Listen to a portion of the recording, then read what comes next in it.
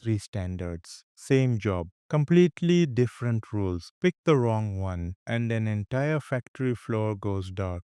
Every single day, millions of machines are talking to each other. PLCs, barcode scanners, GPS modules, temperature sensors, motor drives, medical monitors. And most of them are using one of just three protocols to do it: RS-232, RS-422, or RS-485. They all move data serially, bit by bit. But the distance they can cover, the noise they can handle, the number of devices they can connect, completely different game. And picking the wrong one isn't just inconvenient. In the wrong environment, it means corrupted data, failed handshakes, machines that just stop. In the next 8 minutes, I'm going to break all three down: the electrical differences, the real world limits, and exactly when to use each one. Let's go. It launched before the moon landing, and it's still running half the world's test equipment. RS-232 was standardized in 1960 by the EIA, the Electronics Industries Alliance, originally to connect computers to modems. It's a point-to-point protocol: one transmitter, one receiver. That's the hard limit. There's no concept of a bus, no addressing, no multi-drop. Just one wire for TX, one for RX, and a shared ground. Electrically, RS-232 uses what's called single-ended signaling. Every signal is measured relative to a common ground. A voltage between +3 and +15 volts represents a logic 0. Yes, inverted, and -3 to -15 volts is a logic 1. Welcome to the wonderful world of serial communications. Now, here's where the problem starts. That signal, measured against ground, is completely exposed to any noise that gets picked up along the cable. In a quiet office environment, plugging a PC into a GPS module, that's fine.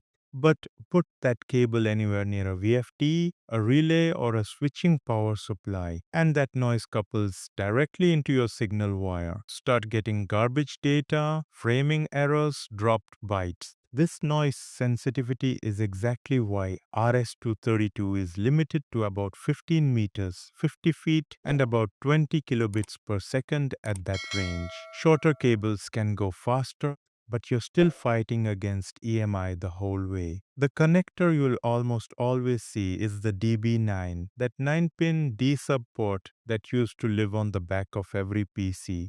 Most modern RS-232 implementations just use three wires: TX, RX, and ground. The handshaking either isn't needed or it's done in software.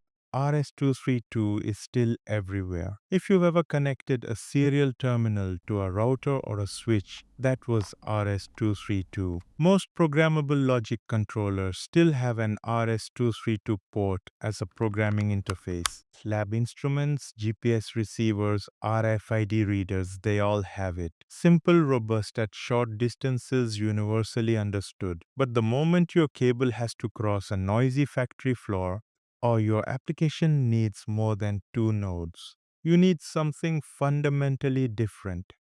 What if instead of fighting noise, you just mathematically cancelled it out? RS-422 solves RS-232's fundamental weakness with a technique called differential signaling, and it's genuinely elegant. Instead of one signal wire reference to ground, you use two wires, call them A and B or plus and minus. Your data is encoded as the voltage difference between them. Here's why this is brilliant. When both wires run close together in a twisted pair cable, any external electromagnetic noise induces the same voltage onto both wires simultaneously. This is called common mode noise. The differential receiver at the far end doesn't care about the individual voltages on A or B. It only looks at the difference between them. And since the noise appears equally on both wires, when you subtract them, it cancels completely. This is called common mode rejection, and it's the reason RS-422 can drive a signal over 200 meters, nearly a kilometers, and push data at up to 10 megabits per second on short runs. That's a 50 times improvement in distance and a 500 times improvement in speed over RS-232 at the same time. Now, RS-422 is unidirectional. One driver up to 10 receivers. The driver actively pushes the signal. The receivers are high impedance and just listen. Think of it like a one-way broadcast. A single controller sending position data to 10 servo drives simultaneously. If you need two-way communication over RS-422, you wire up two separate RS-422 links, one in each direction. 4 wires total. It works, but it's not a true multi-master bus. Every device has a dedicated role, transmitter or receiver. That's a design limitation we'll fix in the next standard. One practical thing to know. On long RS-422 runs, you need a termination resistor, typically 120 ohms, at the far end of the cable across the A and B lines. Without it, the signal reflects back down the cable and interferes with incoming data. On short runs under about 10 meters, you can often skip it. RS-485 doesn't just connect two devices, it connects a network. RS-485 takes the differential signaling of RS-422 and adds one critical capability, multi-drop. Multiple devices, not just receivers but full transceivers, all sharing the same two-wire bus. The standard allows up to 32 unit loads on a single segment. With modern low-impedance transceivers, you can push that to 128 or even 256 devices. Add repeaters and you can chain multiple segments to build networks with hundreds of nodes. The key electrical feature that makes this possible is the tri-state driver.